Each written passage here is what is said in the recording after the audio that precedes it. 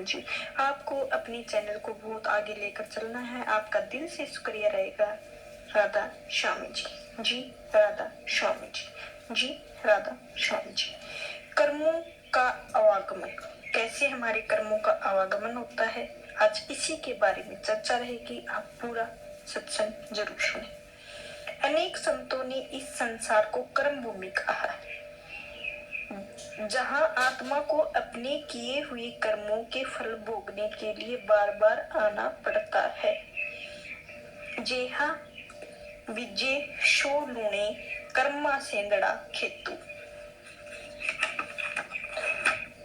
बोई पेड़ बबूल का आम कहाँ से खाई, तो कर्म प्रधान विषय रुचि रखा, जो जैसे कहिए शो तसे फलू चाखा।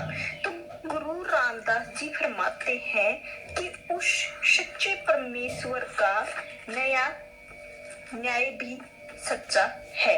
वह न्याय यह है कि पूरे शरीर रूपी धरती जैसे बीज बोया जाता है, वैसे ही फल पैदा होते हैं। अगर कोई विष खाता है तो जरूर मर जाता है। इसी ही प्रकार किए हुए कर्मों का फल अवश्य भोगना पड़ता है। कर्म धरती शरीर रू कली जुग विचे जेहा को बीजे तेहा को खाए, गला उत्परी तापा वशु न होई, वशु खादी तत्काल मरी जाई। भाई वेखहु नि आऊ सच्चू करते का जेहा, कोई करे तेहा कोई पाए। तो बाबा फरीद उन लोगों की अकल पर हैरानी प्रकट करते हैं जो बबूल बोकर अंगूर खाने की और उन कात पर रेशम पहनने की आशा करते हैं। फरीदा लोड़े दाखे बीज उरिया किकरे बीजे जटू, हुडे उन्हें कताईदा पेदा लोड़े पटू। इसी प्रकार बाइबल में भी आता है, इंसान जो कुछ बोता है उसी को काटता है। कर्म चाहे अच्छे हो चाहे बुरे हो, आत्मा को बंधन से मुक्त नहीं कर सकते हैं। वो आत्मा को वापस इस संसार में इस जन्म मरण के मंडल में लाते हैं। हमें इससे उसी ही चोले में जन्म मिलता है जिसमें हम अपने कर्मों के नतीजे अच्छी तरह से भोग सके। इस पूरे समय हमारी आत्मा परमात्मा के वियोग की पीड़ा सहती रहती है।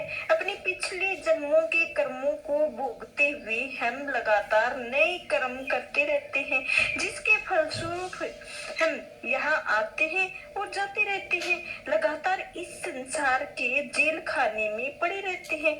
बाइबल में ईसा मसीह ने कहा है कि मैं तुमसे सच सच कहता हूँ, जो भी पाप करता है वह अपने पाप का दास बन जाता है, और दास घर में हमेशा नहीं रह सकता है, लेकिन प्रभु का पुत्र हमेशा संत रह सकता है। तो स्वामी के सामने एक दास की इच्छा नहीं चलती है, वही करना पड़ता है उसका स्वामी हुक्म दे।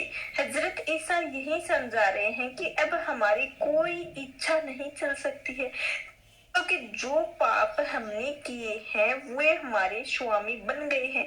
हम उनके दास, हमें वहीं जाना है जहां जाने के लिए हमारा स्वामी हमें हुक्म देता है। हम एक घर से दूसरे घर में, एक शरीर से दूसरे शरीर में जाते हैं, जन्म मरण के अनंत चक्कर में फंसे रहते हैं। यह जन्म मरण का चक्कर 84 लाख योनियों का जेल खाना कहलाता है। भारतीय संतों ने जेल लफ्ज का प्रयोग किया है, ईसा मसीह ने इसी ही शब्दों का प्रयोग करते हैं। अपने विरोधी से जल्दी समझौता कर लेते हैं, तो कहीं ऐसा ना हो कि किसी भी समय विरोधी तुझे जज के सामने पेश कर दे, जज तुझे अफसर से सुपुर्द कर दे, तुझे जेल में डाल दिया जाए। तो मैं तुझसे सच कहता हूँ, तुझमें जो भी नहीं